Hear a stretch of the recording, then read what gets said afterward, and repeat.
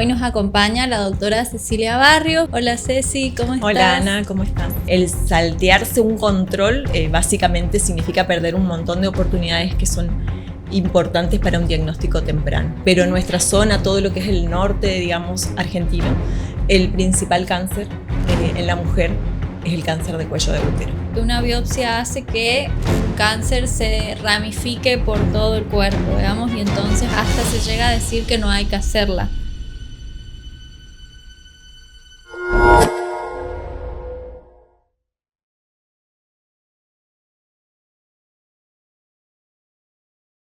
Hoy nos acompaña la doctora Cecilia Barrios. Vamos a estar conversando sobre temáticas que a las mujeres nos importan, puntualmente sobre la prevención y los cuidados respectivos sobre el cáncer. Hola Ceci, ¿cómo estás? Hola Ana, ¿cómo estás? Bien. Bien, gracias por acompañarnos en este día. Agradecemos tu presencia. A ustedes, por favor. Ceci, queríamos que vos nos cuentes más o menos, ahora que nos vamos aproximando a octubre, que hablemos un poco sobre la prevención del cáncer. Bien. Básicamente la prevención del cáncer es hacer los controles anuales, ¿sí? El saltearse un control básicamente significa perder un montón de oportunidades que son importantes para un diagnóstico temprano. Pero básicamente también, por ejemplo, sobre todo cuando queremos hacer prevención y nos centramos en hablar específicamente de lo que es el cáncer de cuello de útero, que en nuestra zona sí es el primero de los cánceres que afecta a las mujeres. En el mundo en sí el principal cáncer es el de mama, pero en nuestra zona, todo lo que es el norte, digamos, argentino, el principal cáncer en la mujer es el cáncer de cuello de útero. Y básicamente hoy la Argentina tiene la posibilidad de prevenir en forma temprana con la vacuna. Entonces eso es algo que sí o sí ninguna mujer tiene que dejar pasar. Y aparte lo ponemos en mujeres y en hombres también a partir de los 11 años. Eso te iba a preguntar si la vacuna a la que vos te referías es la que se agregó hace tiempo atrás al calendario. Exactamente, sí. Y la verdad es que está demostrado, cada vez salieron más estudios, las últimas vacunas que están disponibles abarcan más serotipos, ¿sí? Porque no nos olvidemos que este virus tiene muchísimos serotipos. Las primeras vacunas que llegaron solamente abarcaban un reducido número, esta abarca 9 serotipos, es decir, y la eficacia se la ve a los 7 meses de colocada la vacuna. ¿Ya se están viendo resultados? Digamos, sí, porque hay un montón de estudios ya que lo aprueban, que no es algo que está, digamos, en estudio, sino que es algo que ya está aprobado, digamos. Es una certeza, digamos, que disminuye el número de casos con el uso de la vacuna. Sí. Y cuando hablamos de prevención y de estudios, ¿hay una edad puntual en la que una debe comenzar a realizarse esos estudios? Sí. Básicamente lo que tiene la medicina principalmente son protocolos, ¿sí?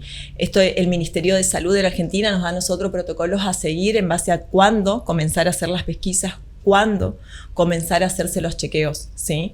El Papa Nicolau, que es básicamente la técnica principal para hacer el diagnóstico de una lesión del cuello de útero, que es un estudio básicamente que lo realiza un médico, ¿sí? Y que ese análisis de esas células, porque lo que se extrae es un extendido celular, también lo realiza otro médico, es un patólogo con el cual vamos a tener el diagnóstico. Por protocolo se lo realiza a partir de los 20 años de edad, ¿sí? Generalmente hace un tiempo se hablaba, esto es básicamente en protocolos, pero hace un tiempo se hablaba de que a los 2 años de que una mujer comienza a tener sus relaciones sexuales, debería empezar a hacerse su Papa Nicolau. Pero luego se protocolizó a los 20, acá también en la zona, independientemente de los criterios de cada médico, porque cada médico tiene sus criterios, algunos esperan más o menos a los 20, y ahora como el inicio es mucho más temprano en las mujeres, la verdad, comenzar sus relaciones sexuales, eso hace que algunos médicos lo tomen antes. Inclusive yo, en mi consultorio, muchas veces no espero específicamente hasta los 20 años, porque verdaderamente vi pacientes y tuve pacientes con lesiones de cuello de útero mucho más pequeñas que 20 años. Entonces es importante, por ahí siempre, cada paciente es especial y no es que se puede siempre seguir 100% un protocolo, es decir, cuando vos ves una lesión, la tenés que biopsiar, la tenés que sí o sí estudiar, y en este caso más o menos ocurrió eso. Entonces yo considero que siempre cada paciente tiene que tener un estudio propio para ese paciente, no es que yo puedo, digamos, planificar todo como lo dicen los protocolos, digamos. Claro, sí, sí.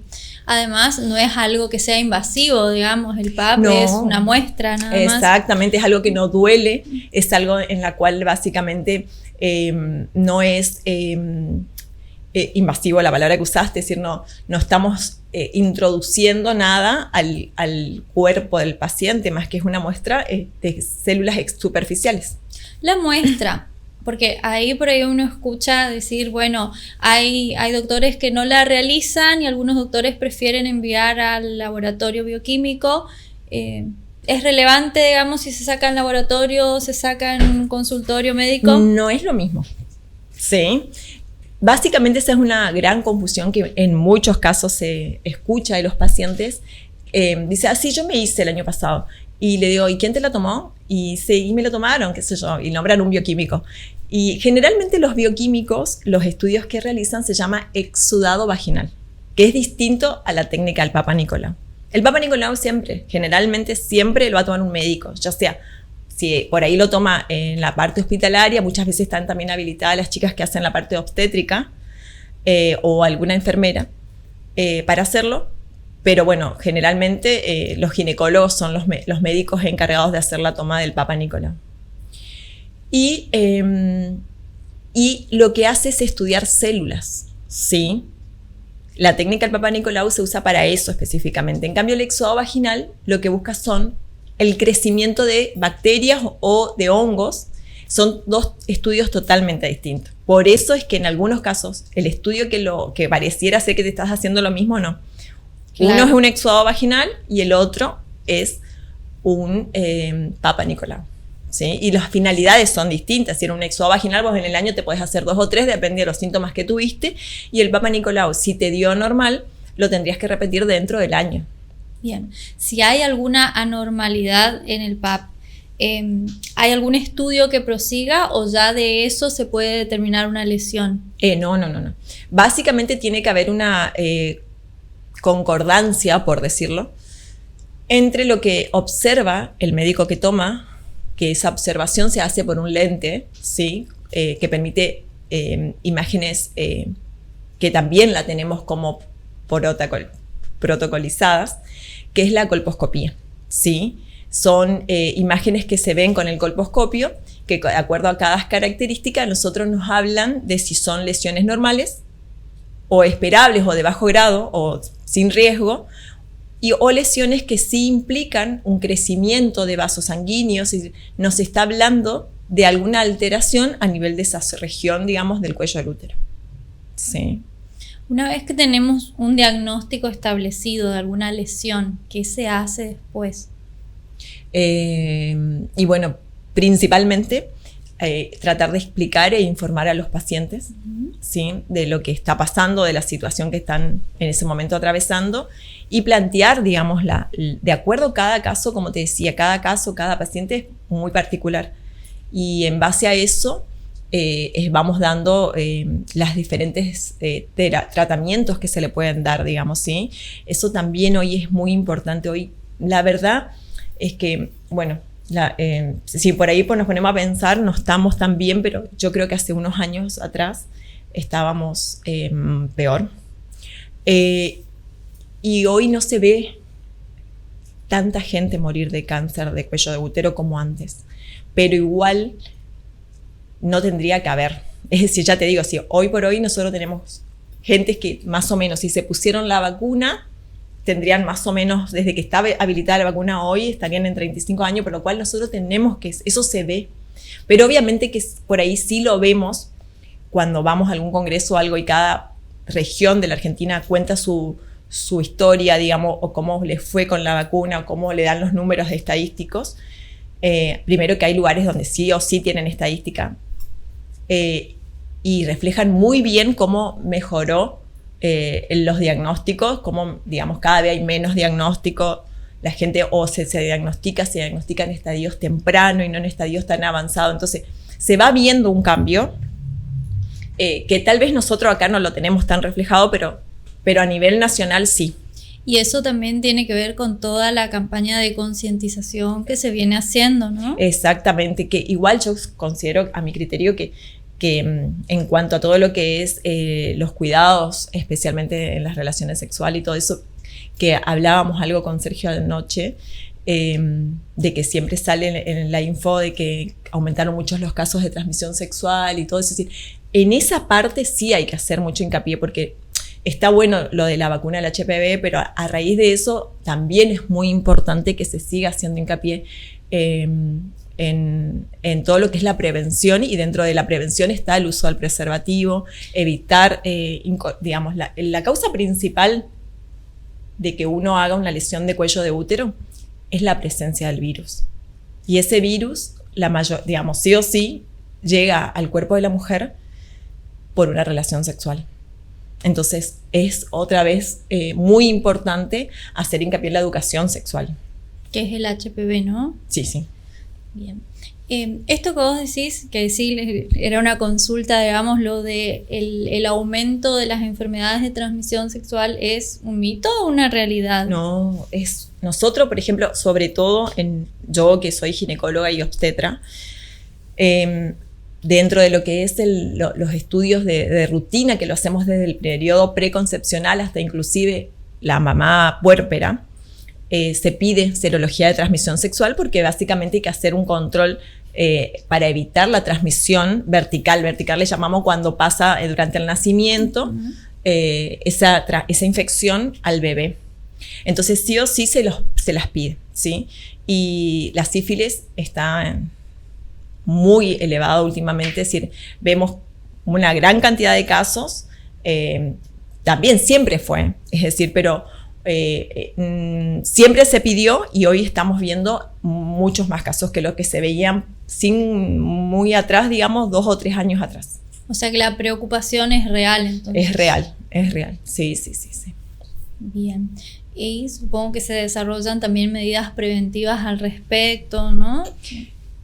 Y yo creo que igual faltan, pero sí, se realizan, pero sí, falta seguir hablando del tema, falta, también yo considero que hay por ahí, falta que cada médico se haga por ahí un poco más partícipe en las consultas, especialmente en todo, en el paciente joven como en el paciente más grande, en hacer hincapié en el uso de los preservativos, en los cuidados en las relaciones sexuales, porque en algo se está fallando, porque si no, no tendríamos tanto aumento de casos.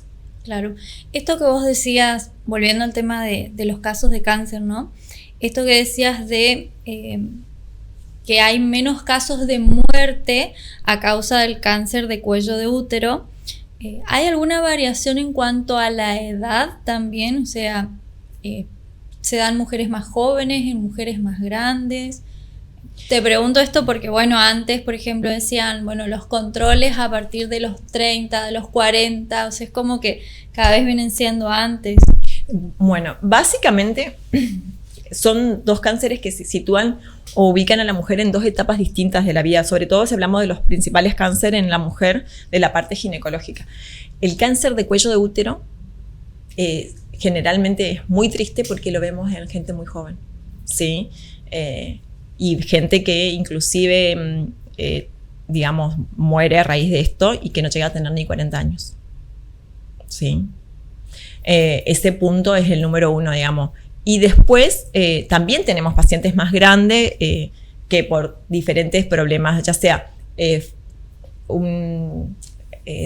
dificultades para acceder al sistema de salud, llevaron a que básicamente todo avance. Nosotros esto lo vemos mucho más frecuente, obviamente, en la parte hospitalaria. Es muy frecuente para nosotros, para cómo lleva a ser pacientes que requieren muchos cuidados, digamos, son pacientes que necesitan de la institución porque o tienen cuadros de anemia o de mucho dolor, porque es un cáncer verdaderamente genera mucho dolor en sus estadios finales, por lo cual siempre están internados. Entonces vemos, y es del que más por ahí vemos más frecuente, las dos etapas, digamos. Chicas jóvenes como mujeres mayores de 50 años. Y el cáncer de mama, en cambio, lo vemos más frecuente, es decir, para nosotros es mucho más frecuente que sea mayor de 40. Pero verdaderamente también tenemos las noticias malas, digamos, que a veces tenemos pacientes muy jovencitas y que tuvieron. No es el número más alto, pero lo vemos y generalmente son los pacientes que tienen algún antecedente familiar. Sí, pero a veces se puede hacer algo y a veces no. Las dos cosas nos pasan. ¿Y los estudios necesarios para prevenir el cáncer de mama? Y básicamente, por protocolo, como te digo, si en la normativa nacional es que desde los 40 años, cualquier paciente sin tener ningún antecedente acceda a realizarse su mamografía acompañada de una ecografía mamaria, ¿sí? Ese conjunto de estudios es lo que permite en forma continua y anual, digamos, poder llegar a un diagnóstico temprano. Las pacientes con antecedentes sí ya son unas pacientes especial, digamos, si en la familia, principalmente en el primer grado, es decir, la madre o las tías presentan algún tipo de cáncer asociado al cáncer de mama, que básicamente, es decir, el cáncer de mama comparte ciertos genes con otros cánceres, como por ejemplo el de pulmón, el de próstata, que son por ahí de hombres, pero también están en la familia, si no hay que pensar que solamente la mamá, o también hay que ver el padre de la chica. Entonces, en esas pacientes, por ahí siempre es bueno comenzar una visita más temprana a su ginecólogo. Al mismo tiempo, también tienen como protocolo comenzar más o menos 10 años antes del antecedente. Es decir, si el familiar tuvo a los 40, ella tiene que comenzar a las 30 sus estudios. Claro. ¿Sí? Y si tenemos antecedente, pero básicamente ponerle la mamá tuvo a los 60, entonces por lo cual sería a los 50, por ahí siempre es en ese caso, esa paciente con que a los 35 comienza a hacerse su primer mamografía, también nos permite ir conociendo cómo estudiar a esa paciente cuando llegue sus controles más periódicos, digamos. ¿Qué es lo peor que te puedes encontrar en un estudio como para realizar un diagnóstico? En los casos en los que no está todo bien. ¿Qué veo? Uh-huh. Nada, la verdad es que por ahí me asusta un montón de cosas cuando veo, porque por ahí vos ves y vos decís, wow, esta lesión, ¿qué será? Mala, buena, digamos, vos la ves a la lesión y la vas comparando con otras y te viene a la mente que puede ser mala, pero bueno, la verdad que siempre, más allá de todas las imágenes que tengamos, lo que ayuda a definir un diagnóstico y a explicarle bien a un paciente qué es lo que tiene, cuesta mucho, ¿viste? Eso pasa muy frecuente, que vos le decís, bueno, sí, tráeme tu ecografía, tu mamografía, y vos lo mirás y decís, ¿cómo le digo a esta que tiene algo acá? Y verdaderamente es algo que vemos que llama la atención porque uno lo compara y lo estás viendo en una de las mamas y en la otra no, y tiene características que marcan algo, y cómo vos, independientemente a eso que estás viendo, vos lo tenés que tratar de explicar, que no alcanzas a darle un diagnóstico certero, que necesitas más estudios, ¿sí? Que necesitas recurrir a una biopsia, es decir, para garantizarle lo que le estás diciendo. Si yo veo algo que no es de lo normal, inclusive el informe dice que tenemos que seguir haciendo estudios, pero muchas veces el paciente no entiende qué es lo que estás viendo como anormal ahí, ¿entendés? Claro. Y tampoco vos podés decirle, no, mira, vos acá tenés sí o sí cáncer porque yo te estoy diciendo que hay, porque yo necesito una biopsia, necesito un estudio más certero que sí traiga un nombre y un apellido que a mí me pueda dar justamente la seguridad de informarte un diagnóstico tan grave, digamos, ¿sí? Es que por ahí uno lo hace automatizado, digamos, esto de, bueno, me voy a hacer los controles porque es lo que hay que hacer, sí. Pero después no le das la importancia real de hacerlo en el tiempo que corresponde, en la forma, en ocuparse, no sé si preocuparse, pero al menos ocuparse. Y eso respecto a las biopsias, ahí viene la pregunta puntual de, últimamente Google no es la información más certera del mundo, pero uno ve o en reels y demás que este comentario de que una biopsia hace que un cáncer se ramifique por todo el cuerpo, digamos, y entonces hasta se llega a decir que no hay que hacerla. ¿Qué hay sobre eso? Básicamente eso es lo malo que tiene por ahí los sistemas de informática, porque nos dicen en el consultorio, pero doctora, digamos, si usted me pincha ahí o si me sacas un pedacito, ¿entendés? El punto está, como te decía antes, que cuando a veces tenemos un montón de estudios que son por imágenes, el diagnóstico de muchos estudios médicos lo da una biopsia. Y una biopsia es la evaluación, digamos, microscópica, donde se define qué célula y qué características tiene esa célula que están indicando que no son normales en tu cuerpo, ¿entendés? Entonces es necesaria. ¿Y la biopsia quién la hace? Básicamente las biopsias lo hace el médico tratante. Ponele que justo vos seas un médico clínico y lo estás viendo y lo estás evaluando, vas a mandarlo al especialista para que lo haga. Ponele. En el caso del ginecólogo, ponele, si tenés una lesión que vos la estás viendo en la colposcopía, lo lógico es que siempre se haga una biopsia de esa región y que lo haces en el momento que estás viendo la biopsia, o ponele que no, eventualmente no la tengas en tu consultorio y le decís, mira, venite mañana porque la pinza no la tengo, o ponele, la tengo ocupando, o la ocupé, y generalmente no tenemos 12 pinzas, claro. Tenemos una, ¿entendés? ¿Y en el caso de las mamas? Y en el caso de las mamas también, generalmente, por ejemplo, yo las hago porque obviamente como trabajo en el hospital aprendí a hacerlo, lo realizo yo. Pero, por ejemplo, en Resistencia se usa mucho que el centro radiológico, como es famoso, te lo nombro, en el centro radiológico vos vas con un pedido de tu médico ginecólogo o del mastólogo, donde te pone dónde realizarla y dónde evaluarla. Entonces el imagenólogo, el médico radiólogo, va a buscar la lesión y toma la biopsia y la analiza un patólogo. Claro. Un médico que se especializó y estudió solamente células. Él generalmente no tiene contacto con el paciente. Y te manda un informe escrito donde dice el diagnóstico exclusivo del paciente. Y recién ahí vos tenés la capacidad de decirle al paciente que tiene una enfermedad, que tiene esto o no, ¿entendés? Y respecto a los tiempos, porque... Pero es verdad lo que vos... Te corto porque creo que no te terminé de responder, pero es verdad, es re frecuente que las pacientes digan eso, se me va a desparramar si usted me toca. A ver, básicamente es un remito eso, obviamente, pero sí tiene una raíz igual. La biopsia es necesaria sí o sí, hay que tomarla porque si no, no sabemos qué estamos entrando a hacer. Ahora, eso va a permitir al médico, cualquiera sea, a que pueda planificar lo que te va a ofrecer de tratamiento.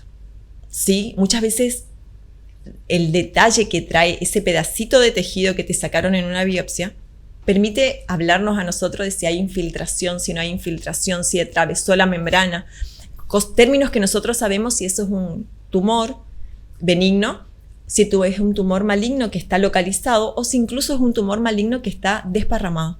Entonces, toda esa información no la tendríamos y no es lo mismo entrar a operar algo que está localizado, algo que es benigno o algo que está ya diseminado. Entonces, por eso es importante. Ahora, te aclaro para que igual quede como redondeada la idea para que no piensen que también todo lo que dicen es mal. Sí es importante que un paciente que hace un tratamiento, que se somete a un procedimiento, digamos, quirúrgico, al tratamiento que va a realizar, digamos, tiene tiempos para hacerlo. Por ejemplo, si vos te vas a operar, la operación tiene que estar seguida, ponele que estemos hablando de un cáncer específicamente. Te operás, pero tenés un tiempo prudencial para... La cirugía tiene que ser buena, tiene que ser completa y estar seguida de un correcto tratamiento quimioterápico, si es que es un cáncer, o radioterapia. Si todo se hace como, por ejemplo, me opero un tiempo, a los 8 meses me voy, me hago la quimio, eso no sirve. En ese caso sí, digamos, por ahí surge que dicen, ella se operó, pero al final se desparramó peor. Claro, no es lo mismo, porque si era un cáncer invasor y le sacaron el tumor, pero no completó el tratamiento haciendo una correcta quimioterapia, obviamente que dejó células que se siguieron dividiendo. Y eso por ahí lleva, pero viste que a veces la gente habla, opina y no sabe bien por qué pasó, ¿viste? Pero el tratamiento, una vez que uno, es muy difícil al paciente decirle, mira, tenés esto, y es largo. El proceso final, yo tengo pacientes que llevan 1 año en tratamiento, 2 años, en tratamiento, es decir, cirugía, después de la cirugía quimio, rayo, van y vuelven, ¿viste? Que te da hasta pena cada vez que te cuentan cuánto tiempo, pero es así, a veces es larguísimo el proceso, pero es lo necesario. No es como onda, yo me operé y ya estoy curada, o yo me operé y hice quimio, ya. No, hay que el tratamiento hasta que el médico oncólogo no te diga, mira, hoy yo te doy el alta, básicamente es una lucha, es seguirla. Y es fuerza que se necesita, obviamente. Y siempre va a depender del caso, si es primero quimio, si es primero cirugía. Sí, eso igual es algo mucho más de la rama oncológica. Hay casos que no llegan a cirugía, ¿no? La verdad es que si no se llega a cirugía es porque son estadios muy avanzados. Sobre todo los ginecológicos, ¿eh? Yo por ahí de otros cánceres no hablo, pero la parte ginecológica, si no se llega a una cirugía, por ahí generalmente es porque es muy avanzado. Bien, y esto que muchas mujeres manifiestan, ¿no? Por ejemplo, tengo un pequeño tumor y no, yo quiero que me extirpen todo porque no quiero volver a tener un problema. ¿Qué hay con eso? Y la verdad es que básicamente no tendría que ser así. Eso es verdad. Tal cual todas las preguntas que vos le haces es como unas cosas muy frecuentes que las pacientes te dicen y bueno, nada. Yo en mi caso, básicamente en sí trato de explicarle que todo se puede hacer, que eso es verdad. Hasta me pasa con mujeres grandes, ¿viste? Qué sé yo, ponerle, a veces surge que hay patologías benignas, que viene una paciente grande, qué sé yo, 70 y pico de años y te dice, no, sacame todo porque yo la verdad que ya no quiero volver a operarme. Y entonces nada, surge que ahí lo que vos tenés que explicar es que si estamos yendo a operar algo que tiene localización, que está ubicado, que tiene poca irrigación, si yo saco todo, yo me estoy jugando un montón de otras cosas en comprometer, ¿sí? Entonces, el tiempo quirúrgico es mayor. Sacar cosas que no eran necesarias implica que pueda fallar un montón de factores y que la cirugía misma se complique. Entonces, no es lo ideal, nunca es lo ideal, ¿sí? Pero bueno, nada, la verdad que cada vez por ahí es como que uno cede mucho a los pedidos de los pacientes, pero siempre, digamos, tratando de explicar eso, digamos, de cuál es lo correcto de realizarlo, que en sí, digamos, aumentar el procedimiento quirúrgico nos puede llegar a traer más complicaciones, que no sería lo ideal, pero verdaderamente es así como decís, tal cual como lo planteaste, surge que hay pacientes que sí o sí, como que sí, yo quiero que me saques todo. Claro, y es más a edades avanzadas. Sobre todo, ahí... sí, es por eso, dice tipo, yo no quiero entrar más al quirófano, así que, pero no, verdaderamente es un riesgo, trae mayor complicaciones porque son cirugías totalmente distintas. Es lo que yo te planteaba hoy de que a veces los estudios que uno va haciendo anteriormente a una cirugía lo que te permite es planificar lo que vas a realizar. Bueno, no es lo mismo entrar sin saber lo que estás por hacer a entrar sabiendo dónde tenés que ir a buscar dónde está el problema, ¿entendés? Claro, y ya que estamos con mitos y verdades, otra cuestión también por ahí es, vos decís, bueno, no tenés el alta hasta que el oncólogo lo diga, ¿no? Hay personas que alcanzan una cura, bueno, creo yo que sí, y al tiempo vuelve a aparecer alguna célula cancerígena. ¿Eso es muy probable? ¿Es poco frecuente? No. La verdad que igual es algo que yo por ahí lo veo, pero no lo soy yo la que generalmente sigue eso, en el sentido de que muchas veces puede ponerle que aparezca algo, que el paciente te consulte y te dice, mirá, me sabió salir esto, entonces uno vuelve a tomar una muestra, pero generalmente una vez biopsiado también, sobre si era un paciente que ya tenía su diagnóstico, ya tenía su oncólogo, por ahí como médico lo que hacemos es tomar la muestra y la conducta la vuelve a tomar el oncólogo, es decir, es verdad, puede pasar, sobre todo también, como te dije, sobre todo cuando los estadios son avanzados, que son estadios muchas veces en los cuales había una gran diseminación, entonces puede quedar alguna célula dando vuelta y aparece.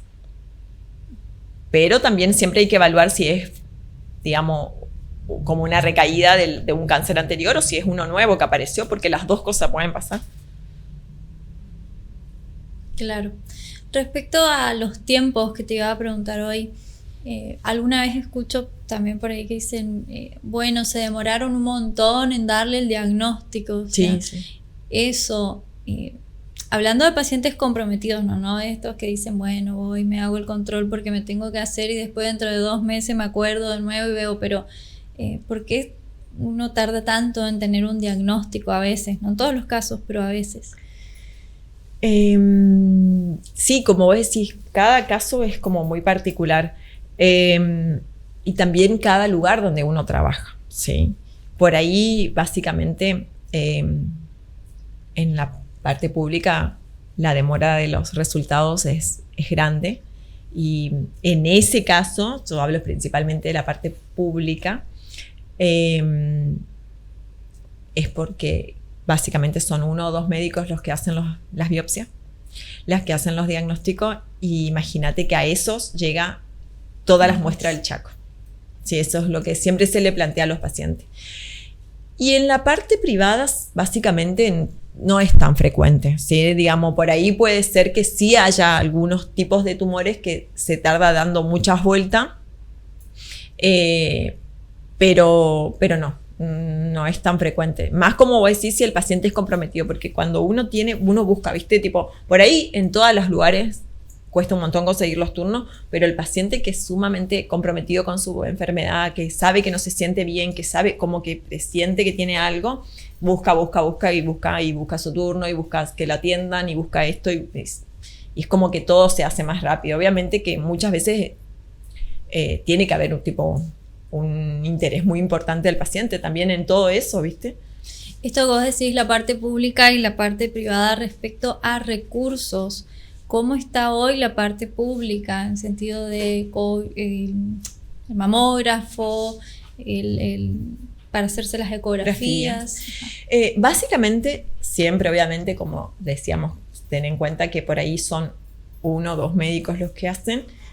Por lo menos yo te hablo de donde yo trabajo, que es el Hospital 4 de Junio. Contamos con todo. Gracias a Dios, básicamente... el año pasado se adquirió el nuevo mamógrafo. Sí costó mucho porque viste que era un mamógrafo que venía de afuera, entonces hasta que se logró, digamos, primero que tuvieron que construir para poder ubicarlo, después tipo instalarlo, todo tecnológico y todo nuevo. Pero bueno, ya se encuentra funcionando más o menos hace 2 meses y también tenemos un médico que hace ecografía mamaria. Qué bueno. Así que tenemos completo eso. Y lo mismo, en cáncer de cuello de útero también tenemos un programa por lo cual eso con turnos también. Siempre igual hay su demora porque hay mucha demanda en los 2 estudios, pero el servicio está disponible. Más si es el único en toda la zona, ¿no? En la zona nuestra, claro, exactamente. Sí.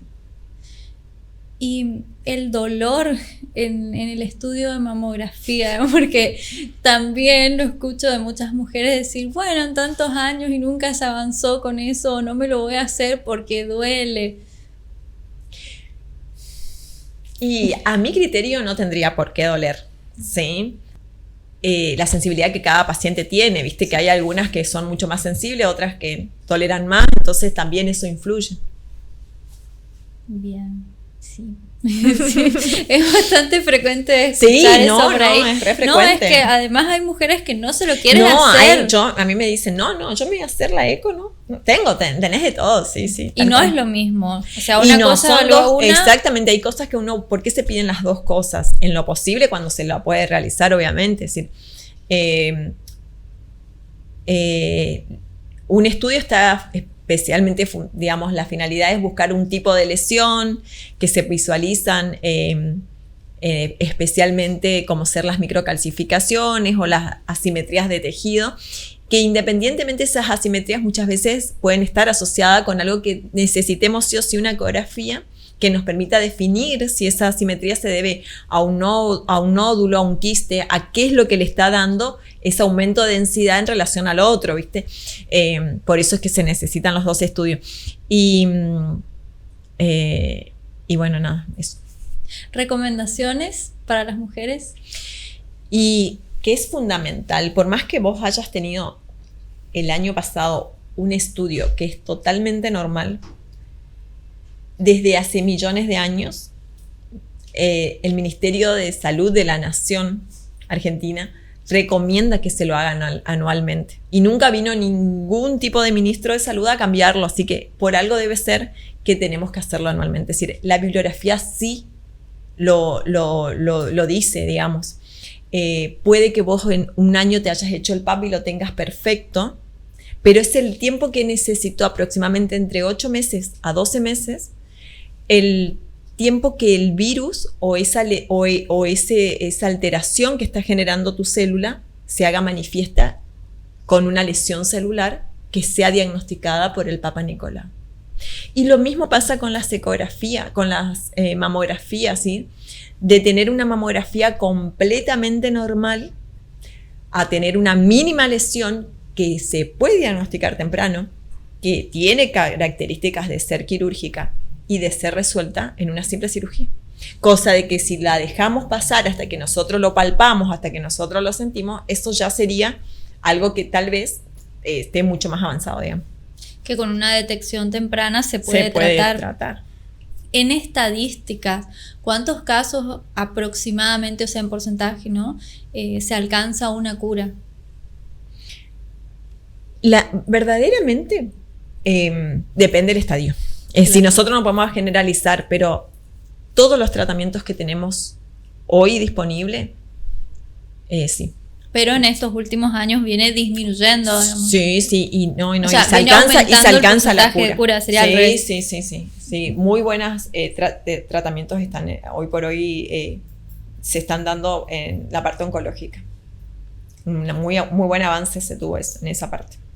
Bien. Bueno, mil gracias por toda la información. Yo creo que es súper útil que todas podamos conocer, porque por ahí, por una cuestión de tiempo, de desinterés o de creer que no te va a pasar, no deja, pospone. Sí, y los médicos también a veces hasta interpretamos que todo el mundo sabe lo que nosotros sabemos, ¿no?